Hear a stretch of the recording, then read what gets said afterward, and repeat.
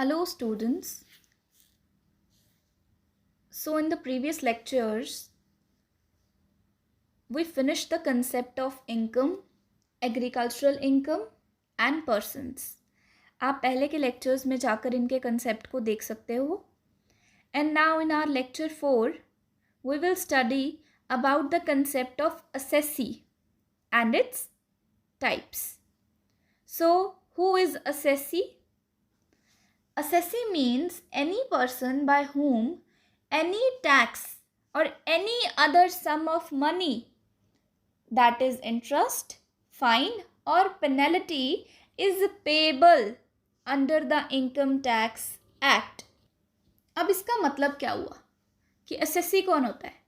Assessee as according to the income tax वो इंसान है जिसको टैक्स पे करना है, या तो जिसको कोई भी तरीके का पैसा जो उसको पेएबल है, मतलब उसको पे करना है, वो पैसा इंटरेस्ट भी हो सकता है,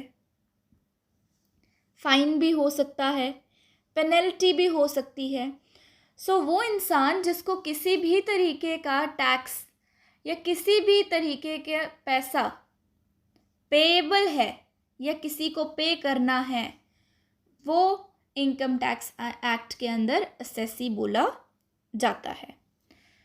A person in respect of whom any proceeding has been taken under the act for the assessment of his income or income of any other person. So अगर कोई भी ऐसा इंसान जिसके ऊपर कोई भी प्रोसीडिंग चल रही है कि आपको इतना टैक्स पे करना है, और टैक्स किसके ऊपर पे किया जाता है? प्रीवियस ईयर की इनकम के ऊपर पे किया जाता है, और ये प्रीवियस ईयर की इनकम के ऊपर जो टैक्स लगता है वो असेसमेंट ईयर में लगता है. तो वो इंसान जिसको टैक्स पे करना है उसको हम असेसी बोलते हैं. A person who is deemed to be an assessee. अब deemed to be an assessee का क्या मतलब हुआ कि ऐसा इंसान जिसको लीगल अथॉरिटीज जो हैं वो ऐसी पोजीशन पर रख देती हैं कि उस इंसान को टैक्स पे करना पड़ता है. उसकी रिस्पॉन्सिबिलिटी नहीं थी टैक्स पे करने की, पर उसको ऐसी पोजीशन पे रखा गया कि आप किसी और की जगह इस टैक्स को पे करोगे. And third point, a person who is deemed to be an assessee in default. अब असेसी इन डिफॉल्ट का मतलब आ जाता है वो इंसान जो टैक्स पे ही नहीं कर पा रहा, जो टैक्स पे करने की लीगल ड्यूटी को फुलफिल ही नहीं कर पा रहा, उसको हम क्या कहते हैं? Assessee in default. सो अब इसकी टाइप्स आ जाती हैं. 4 टाइप्स होती हैं असेसी की: normal assessee, deemed assessee, assessee in default and representative assessee. So first which is normal assessee, वो होता क्या है? नॉर्मल असेसी होते हैं हम लोग जिनको अपनी इनकम पर पैसे देने हैं, जिनको अपनी इनकम पर टैक्स जो है वो गवर्नमेंट को पे करना है. अगर हम एक लिमिट के ऊपर इनकम अर्न कर रहे हैं तो हमारी रिस्पॉन्सिबिलिटी है कि हम गवर्नमेंट को टैक्स देंगे. तो we are the normal assessee, as we are liable to pay the taxes for the income earned during a financial year or a previous year. Second one is representative assessee. Representative assessee में सबसे बड़ी example आ जाती है कि एक minor बच्चा है, वो इनकम अर्न कर रहा है, अब वो तो टैक्स पे नहीं कर सकता, उसकी जगह पर उसके पेरेंट्स टैक्स पे करते हैं. सो जो रिप्रेजेंटेटिव होता है, जो रिस्पॉन्सिबल होता है किसी और इंसान के लिए, अर्न कोई और कर रहा है पर उसके बिहाफ पे टैक्स कोई और दे रहा है. A person who act as a legal representative of another person under the Income Tax Act is representative assessee.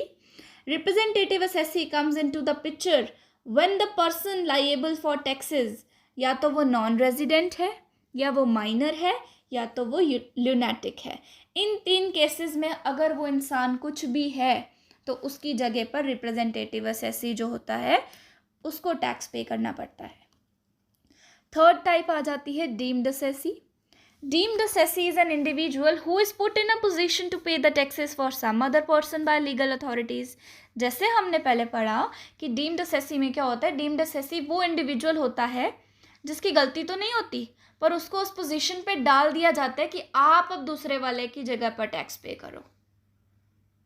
और जब उन लीगल अथॉरिटीज़ को पूरा नहीं किया जाता तो वो कौन बन जाता है? असेसी इन डिफ़ॉल्ट बन जाता है, क्योंकि जो लॉ ने उसके ऊपर ऑब्लिगेशंस लगाई कि आप टैक्स पे करो, उस टैक्स को उस इंडिविजुअल ने पूरा नहीं कर पाया, फुलफिल नहीं हो पाया अपनी लीगल ड्यूटी पूरी करने पर, इसीलिए उसको बोल दिया गया assessee in default. So this is all about the today's lecture, जिसमें हमने असेसी और उसकी टाइप्स के कंसेप्ट को समझा और पढ़ा। इसी तरीके से हम इजी वे में सारे कंसेप्ट्स को कवर करेंगे, जिसमें हमारा थ्योरी भी आएगा, प्रैक्टिकल भी आएगा और पढ़ने में मज़ा भी आएगा। Thank you so much.